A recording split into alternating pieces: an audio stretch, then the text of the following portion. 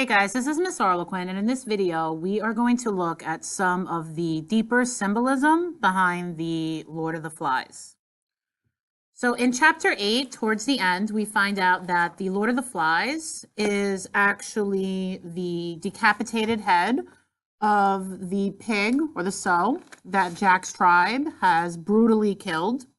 They cut off the head and put it on the stick as an offering to the beast so that the beast will leave them alone. Simon then has a conversation with that head and refers to it as the Lord of the Flies. So the Lord of the Flies was basically created by Jack out of fear of the beast.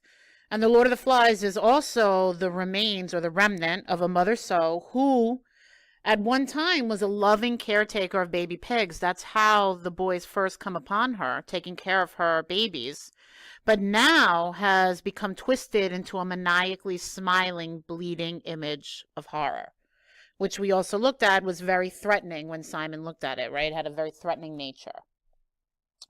All right, so now if we go symbolically and we look at the title, it's the Lord of the Flies, and we look at the flies as having a symbolic level to them, we could say that flies are literally small and annoying insects.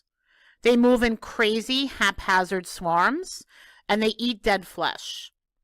So if we look at those literal facts about flies and then try to come up with what that could symbolize, and here's where you have to make a connection in your mind, right? When you look at symbolism, just like when you make a metaphor, you make a simile, you're going to choose two things to connect. They have to have something in common, right?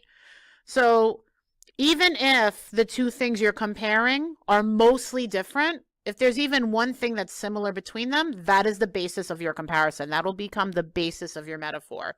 Same thing with the symbolism. So what is it on the island that could have a similarity to these flies, who could be viewed as small and annoying, moving in crazy haphazard swarms, and, well, eating dead flesh? I think we can leave that part out of it. I don't know any character or group on the island that we can compare that to. Now, we also have to think that of the whole title, right? Because on my first instinct, I would say small and annoying. Those are the little ones, right? Obviously.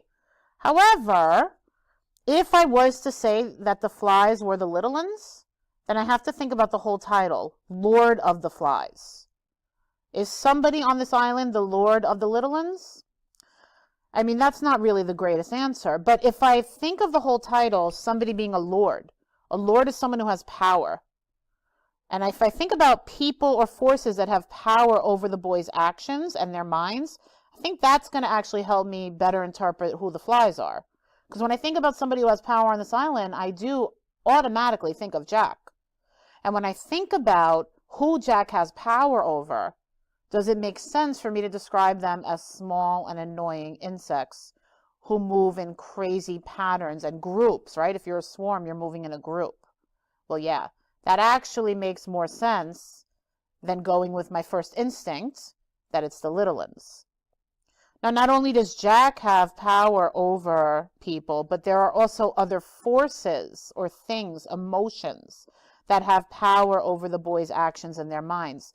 That also can help me unlock the symbolism of the Lord of the Flies.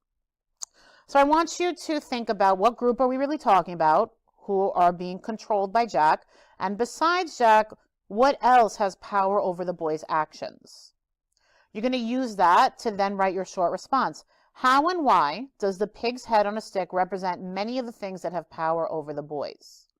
Now, since the question is saying many of the things, that means your answer should be more than just one item. What are a couple of the different things that have power over the boys? Which is why you're going to list more than just Jack as you're pre-writing.